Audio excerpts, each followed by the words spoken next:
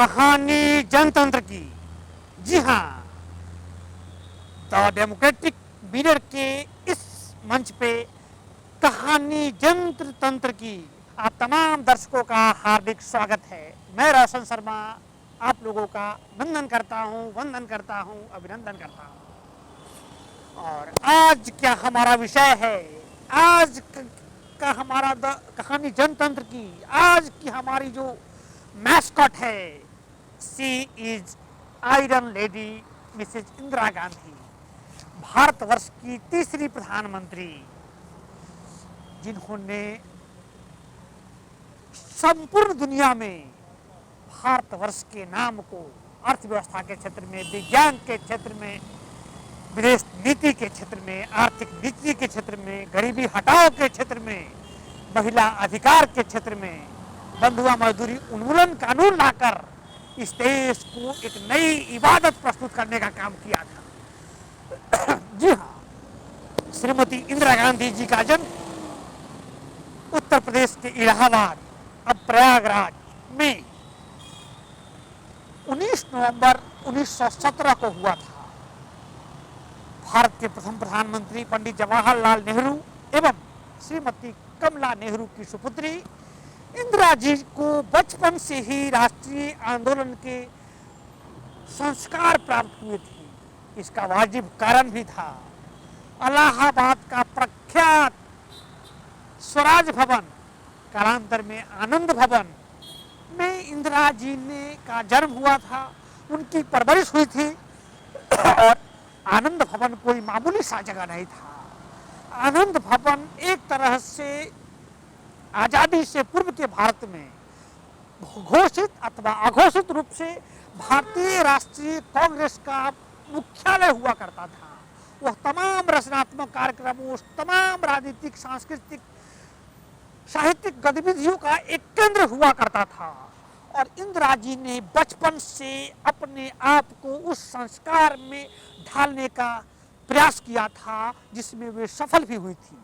आपको अपने पूज्य पिता पंडित जवाहरलाल नेहरू एवं दादा महान बैरिस्टर मोतीलाल नेहरू के आवरण में भारत के राष्ट्रीय आंदोलन के एक एक खबर की, एक एक मूल्य की, एक एक प्रतिमान, एक एक आदर्श की जानकारी हुआ करती थी। यही कारण था कि बहुत कम उम्र में ही आपके नेतृत्व में उस समय आनंद भवन में रहने वाले तमाम लोगों के बच्चों ने एक समूह बनाया था, जिसका नाम था बानर सेना। और आप उस बानर सेना को लीड कर रही थी।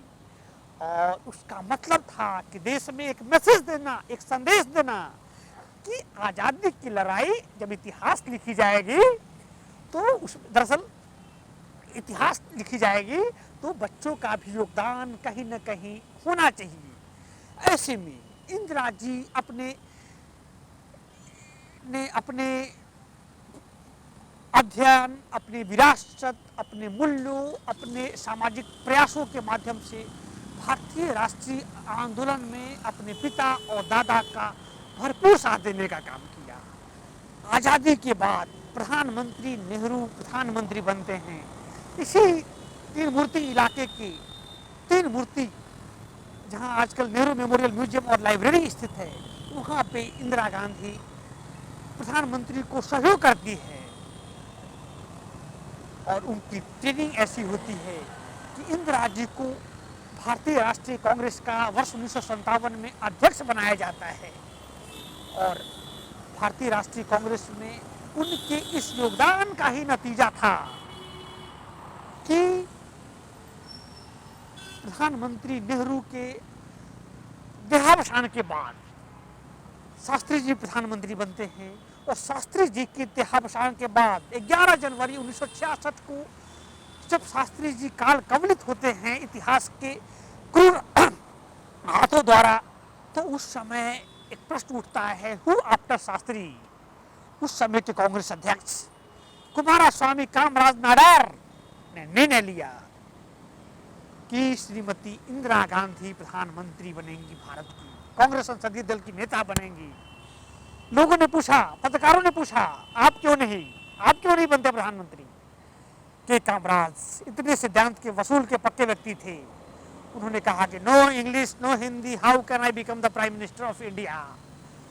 मुझे न ढंग से अंग्रेजी आती है, ढंग की हिंदी आती है, मैं इतने बड़े विविधता से संपन्न भारत का प्रधानमंत्री कैसे बनूंगा। ऐसे में स्वाभाविक रूप से उन्होंने इंदिरा गांधी को प्रधानमंत्री बनाने का, संसदीय दल का नेता चुनने का प्रारंभ किया और बाकी सब इतिहास है। शास्त्री जी के देहावसान के बाद 13वें दिन 24 जनवरी 1966 को भारत के राष्ट्रपति सर्वपल्ली राधाकृष्णन, महान शिक्षाविद जिनके नाम पे हम शिक्षक दिवस मनाते हैं प्रत्येक 5 सितंबर को, उन्होंने श्रीमती गांधी को भारत के प्रधानमंत्री का शपथ दिलाया। विदित हो कि आप शास्त्री जी के मंत्रिमंडल में पहले ही इंफॉर्मेशन एंड ब्रॉडकास्टिंग मिनिस्टर के रूप में अपनी सेवा प्रदान कर चुकी थी। प्रधानमंत्री बनने के बाद इंदिरा जी के समक्ष जो सबसे बड़ी चुनौती थी वह थी शास्त्री जी के द्वारा शुरू किए गए ग्रीन रेवोल्यूशन, हरित क्रांति को सही ढंग से संचालित करना। और इसके लिए इंदिरा जी ने भरपूर प्रयास करके भारत को अनाज के मामले में सरप्लस बनाने में, हमारे यहाँ अनाज का प्रोडक्शन उसके बाद इतना ज़्यादा होने लगा कि हम विदेशों को निर्यात करने की स्थिति में आ गए। यही नहीं, आपने वर्गीज कुरियन के नेतृत्व में मिल्क रेवोल्यूशन को अंगीभूत करने में, सफल बनाने में महत्वपूर्ण योगदान दिया था। इंदिरा जी के समक्ष अवसर से ज़्यादा चुनौतियाँ थी और इन चुनौतियों को उन्होंने बखूबी निपटा और उसका सबसे बड़ा प्रतिमान था वर्ष 1971 में प्रीवी पर्स की समाप्ति करना। अर्थात आज़ादी के उपरांत राजा महाराजाओं को प्रति वर्ष जो पेंशन की राशि दी जाती थी, उनके जो इमारत थे उसके बदले में एक तरह से लगान दी जाती थी, उसको खत्म करने का फैसला किया।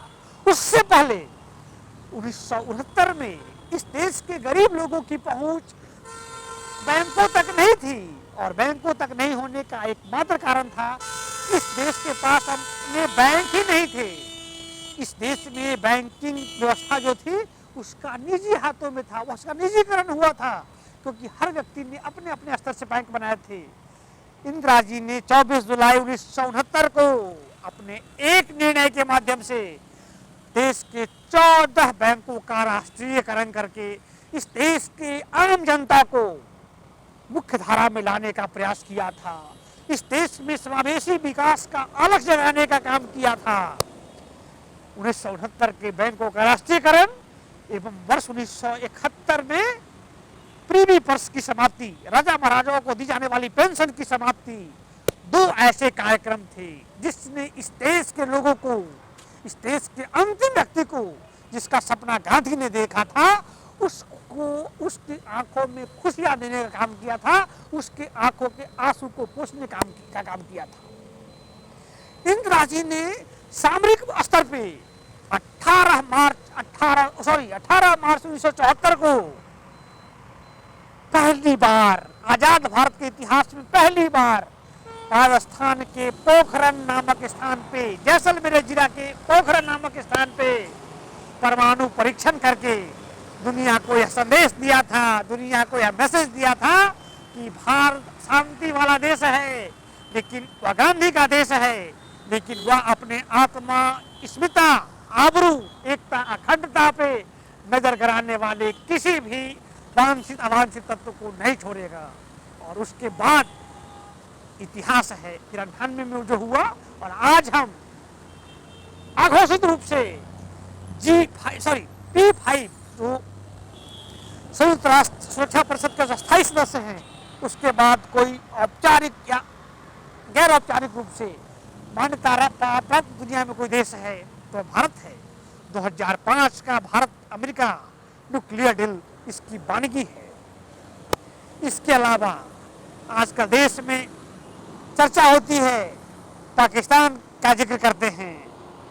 श्रीमती इंदिरा गांधी जी ने अपने पराक्रम से, अपने वैभव से, अपने दैवीय रूप से, अपने करिश्मा से 13 दिनों तक चले भारत पाकिस्तान युद्ध 3 दिसंबर 1971 से शुरू होकर 16 दिसंबर 1971 तक चले। ऑपरेशन विजय के अंतर्गत पाकिस्तान का 2 भागों में विभाजन कर दिया।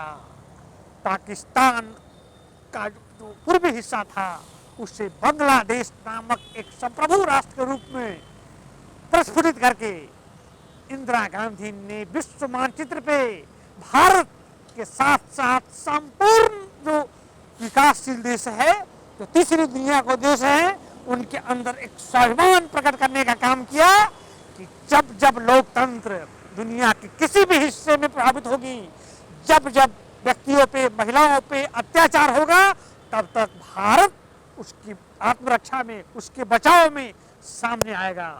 16 दिसंबर 1971 को 93,000 पाकिस्तानी सैनिकों को हमने सरेंडर कराया था। और आज इतिहास है कि पाकिस्तान आधा हो चुका है। इसका श्रेय किसी व्यक्ति को जाता है, she is only and only Shrimati Indira Gandhi ji. उनके इसी पराक्रम से प्रभावित होकर तत्कालीन राष्ट्रपति वराहगिरी वेंकटगिरी ने भारत रत्न जैसे देश के सर्वोच्च सम्मान से अभिभूत करने का काम किया था। वर्ष 1975 में वह भारत के लिए एक महान वर्ष है। भारत के इतिहास में पहली बार किसी गैर देश को, जो एक अलग देश था, जिसकी अलग शासन प्रणाली थी, उसका भारत में विलय कराया। जी हाँ, मैं बात कर रहा हूँ सिक्किम का। सिक्किम चोमग्याल वंश का शासन हुआ करता था। श्रीमती गांधी ने संविधान के 35वें संविधान संशोधन द्वारा सिक्किम को भारत में मिलाने का एक भागीरथ प्रयास किया था। उन्हीं के प्रयासों का परिणाम है कि सिक्किम भारत का में शामिल होने वाला एक नया देश था। और एक रिकॉर्ड है राज्य व्यवस्था के विद्यार्थियों के लिए, श्रोताओं के लिए, कि सिक्किम के मुख्यमंत्री रहे प्रफुल्ल कुमार चाउमलिंग के साथ यह रिकॉर्ड है कि आप लगातार निर्बाध रूप से 24 वर्ष तक सिक्किम के मुख्यमंत्री के रूप में शासन करते रहे थे। इंदिरा जी के जीवन में जब आप दक्षिण भारत जाएंगे, यहाँ पे इंदिरा गांधी मेमोरियल ट्रस्ट है दिल्ली के सफदरजंग रोड में। वहाँ पे प्रतिदिन हजारों दर्शक आते हैं और सबसे ज़्यादा जिन दर्शकों की संख्या होती है वे दक्षिण भारत के लोग होते हैं। इसका भी एक कारण है, इसका एक आधार है कि वर्ष 1975 में बंधुआ मजदूरी कानून का उन्मूलन किया गया था और दक्षिण भारत में बॉन्डेड लेबर, बंधुआ मजदूरों की संख्या ज्यादा थी। ऐसे में वैसे तो बंधुआ मजदूरी खत्म होने का फायदा पूरे देश को मिला, लेकिन इंदिरा जी के इस प्रयास से दक्षिण भारत, उत्तर भारत, पूर्वी भारत, पश्चिमी भारत, मध्य भारत में एक अलग गया और लोगों को लगा कि हम आजाद तो 30 साल पहले हो गए थे, लेकिन अब हम अपनी चेतना के हिसाब से बिना गरीबी के दुष्चक्र में फंसे हुए अपना काम निर्बाध रूप से जारी कर सकते हैं। इन्हीं प्रयासों के तहत 2 अक्टूबर 1972 को गांधी जी की जयंती के अवसर पे मिसेज गांधी ने, आइडल लेडी इंदिरा गांधी ने यह घोषणा किया कि हम देश में रूरल बैंक्स लाएंगे, ग्रामीण बैंक लाएंगे। और आज देश के अंतिम गांव तक ग्रामीण बैंक पहुंच चुका है। ग्रामीण अपने डिपॉजिट को ग्रामीण बैंक में जमा कर सकते हैं। अर्थात अपने प्रधानमंत्रित्व काल में श्रीमती गांधी ने यह एश्योर किया कि देश का अंतिम व्यक्ति हर दृष्टिकोण से, आर्थिक मंच पे, सांस्कृतिक मंच से, साहित्यिक मंच पे एक ऐसा बॉन्ड बनाए कि भारत की विरासत सदियों तक निर्बाध रूप से जारी रहे। यही नहीं, उन्हें सिर्फ राजनीति से ही अनुराग नहीं था, आप पर्यावरण के प्रति भी बहुत बड़ी आग्रही थी। जानकर आश्चर्य होगा कि श्रीमती इंदिरा गांधी ने भारत में, कि वह एकमात्र प्रधानमंत्री थी, दुनिया के 2 प्रधानमंत्रियों में से एक नॉर्वे के प्रधानमंत्री ओलफ बाम और दूसरे भारत के प्रधानमंत्री श्रीमती इंदिरा गांधी, जिन्होंने 5 जून 1972 को स्टॉकहोम में संपन्न पर्यावरण सम्मेलन में शिरकत की थी। जबकि उस समय बाकी दुनिया को इस बात का आभास भी नहीं था कि पर्यावरण भी अंतर्राष्ट्रीय राजनीति में मुद्दा हो सकता है। ऐसे में उन्होंने, कहते हैं ना, एक राजनेता, एक राजनेत्री अगले चुनाव को देखते हैं, इंदिरा गांधी जैसी शख्सियत अगली पीढ़ी को देखते हुए ऐसा निर्णय किया था कि भारत ने उन्हें देवी का उपाधि दिया। कहते हैं कि विपक्ष ने बांग्लादेश के बार के बाद उन्हें तगमा दिया। कांग्रेस पार्टी के तत्कालीन अध्यक्ष देवकांत बरुआ असम के रहने वाले थे, साहित्यकार थे। उनसे किसी ने पूछा कि आपने जो कहा Indira is India, India is India, Indira is India, क्या ऐसा था क्या? उन्होंने कहा कि अगर मैं अतिवादी न हूं तो इंदिरा जी का जो करिश्मा था भारत के पुरुषों में, महिलाओं में, बच्चों में, उनका जो ऑरा था, उनकी जो स्वीकार्यता थी, उसके बाद तो यही लगता था कि इंदिरा ही भारत है, भारत ही इंदिरा है। ऐसे में मुझे एक प्रसंग याद आता है, जब किसी ने ओशो रजनीश से पूछा था, ओशो आप तो बड़े विद्वान हैं, क्या इंदिरा भगवान कृष्ण थे क्या?